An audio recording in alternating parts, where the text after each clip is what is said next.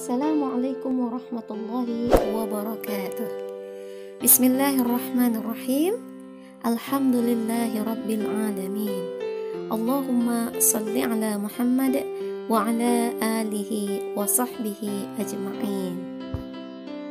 Nah, baik anak-anak, hari ini kita masuk pelajaran 5, yaitu tentang kisah keteladanan Nabi Harun alaihissalam. Nah, baik, kita langsung saja. Tahukah kamu siapa Nabi Harun alaihissalam? Ya, Nabi Harun alaihissalam adalah saudara kandung atau kakak dari Nabi Musa alaihissalam. Nah, bahkan baik Nabi Harun maupun Nabi Musa itu sama-sama diutus kepada Bani Israel dan juga sama-sama berdakwah kepada Fir'aun pada masa yang sama juga. Jadi mereka berbarengan diutusnya. Nah, menariknya, kenapa tidak ada kisah Nabi Harun dihanyutkan oleh ibunya seperti kisah Nabi Musa? Nah, begini ceritanya. Pertama, suatu hari peramal istana mengatakan akan lahir bayi laki-laki dari kaum Bani Israel yang akan mengalahkan Fir'aun dan menjadi penguasa Mesir. Nah, hal ini kemudian membuat Fir'aun takut dan memerintahkan prajuritnya untuk membunuh setiap bayi yang lahir. Nah, awalnya setiap bayi laki-laki yang lahir langsung dibunuh. Namun, lama-kelamaan hal ini menjadi kekhawatiran tersendiri. Fir'aun takut kalau tidak ada lagi laki-laki yang lahir dari kaum Bani Israel, maka tidak akan ada lagi pekerja laki-laki yang dapat diperbudak oleh Fir'aun. Lantas, akhirnya dibuat aturan selang-seling. Apa yang diselang-seling? Artinya, jika tahun ini tidak boleh anak laki-laki lahir, maka tahun besoknya diperbolehkan. Tahun berikutnya dilarang lagi, berikutnya boleh lagi. Seterusnya seperti itu.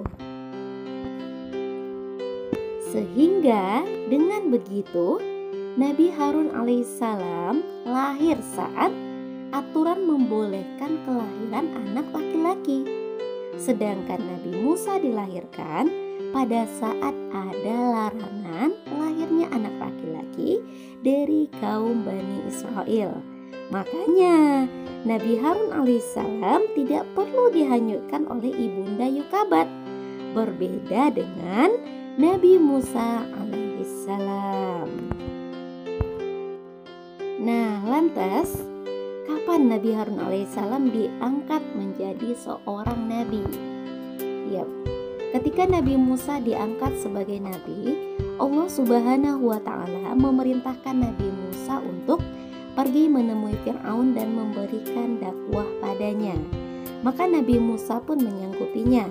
Namun sebelum berangkat, Nabi Musa berdoa kepada Allah Subhanahu wa Ta'ala untuk meminta bantuan.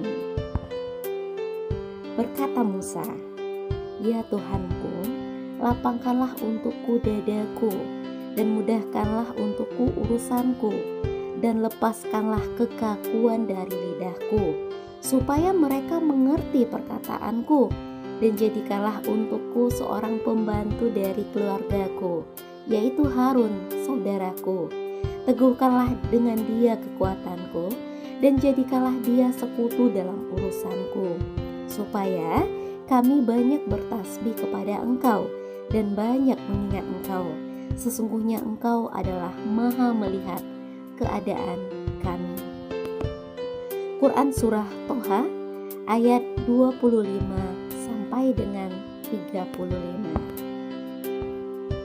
Atas permintaan Nabi Musa itu, lantas Allah Subhanahu wa Ta'ala memberi wahyu dan mengangkat Nabi Harun sebagai nabi untuk mendampingi Nabi Musa dalam menyebarkan dakwah.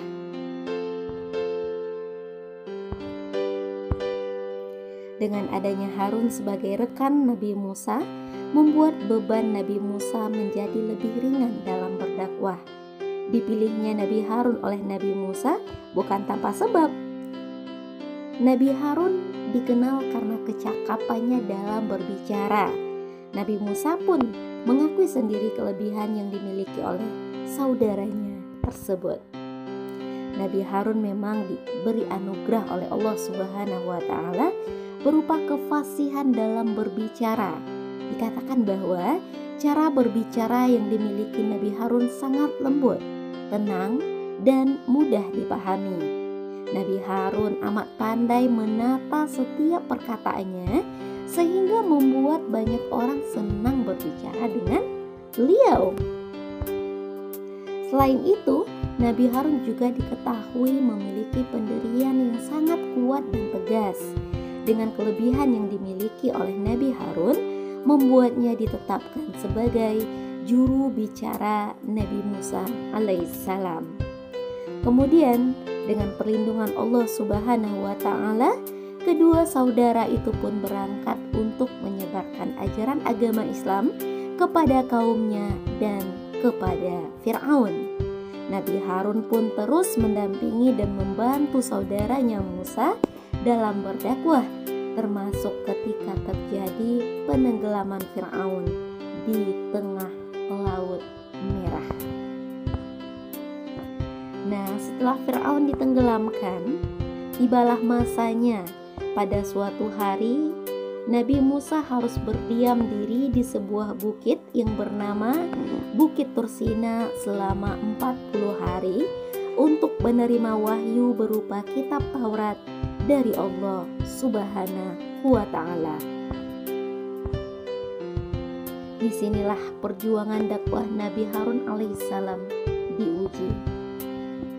Sebelum pergi, Nabi Musa memberikan amanat kepada Nabi Harun untuk menggantikannya mengawasi dan memimpin Bani Israel. Namun, kepergian Nabi Musa untuk menerima wahyu ini justru dimanfaatkan oleh seseorang bernama Samiri. Samiri mencoba untuk membujuk Bani Israel kembali menyembah berhala dengan membuat patung anak lembu yang dapat menghasilkan suara. Melihat kaumnya yang kembali menyembah berhala, Nabi Harun pun memperingatkan dan berusaha mencegah kaumnya agar tidak menyekutukan Allah Subhanahu wa Ta'ala. Nabi Harun berkata bahwa berhala tersebut adalah cobaan bagi kaumnya. Hai kaumku, sesungguhnya kamu hanya diberi cobaan dengan anak lembu itu, dan sesungguhnya Tuhanmu ialah Tuhan yang Maha Pemurah. Maka ikutilah aku dan taatilah perintahku. Quran Surah Toha ayat 90. Namun, upaya Nabi Harun untuk menyadarkan kaumnya tidak dipedulikan oleh kaumnya. Mereka tetap akan menyembah berhala yang menyerupai sapi tersebut sampai Nabi Musa alaihissalam kembali. Akhirnya Nabi Musa pun kembali dengan membawa wahyu berupa kitab Taurat. Melihat kaumnya yang kembali menyembah berhala, membuat Nabi Musa marah dan menegur saudaranya, Nabi Harun alaihissalam. Dengan santun kemudian, Nabi Harun menjawab, "Hai putra ibuku, kaum ini telah menganggapku lemah dan hampir saja mereka membunuhku. Maka janganlah engkau membuat para musuh senang karena kita berseteru, dan janganlah engkau jadikan aku sebagai orang yang zalim." Mendengar santun dan sopannya Harun alaihissalam menjelaskan keadaannya, sadarlah Nabi Musa alaihissalam dari emosi dan kemarahannya. Musa alaihissalam lantas berdoa, "Ya Tuhanku, ampunilah aku dan saudaraku, dan masukkanlah kami ke dalam rahmat Engkau, dan Engkau adalah Maha Penyayang di antara para penyayang." Quran Surah Al-A'raf ayat 106. Nabi Musa pun akhirnya mengusir Samiri dan berjanji akan menghancurkan berhala-berhala yang dibuatnya.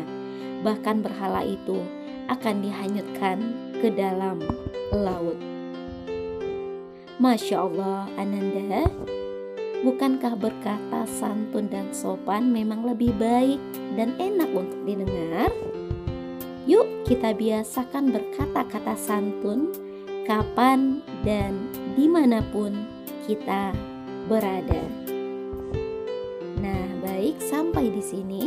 Mohon maaf ya jika Bunda ada salah-salah kata.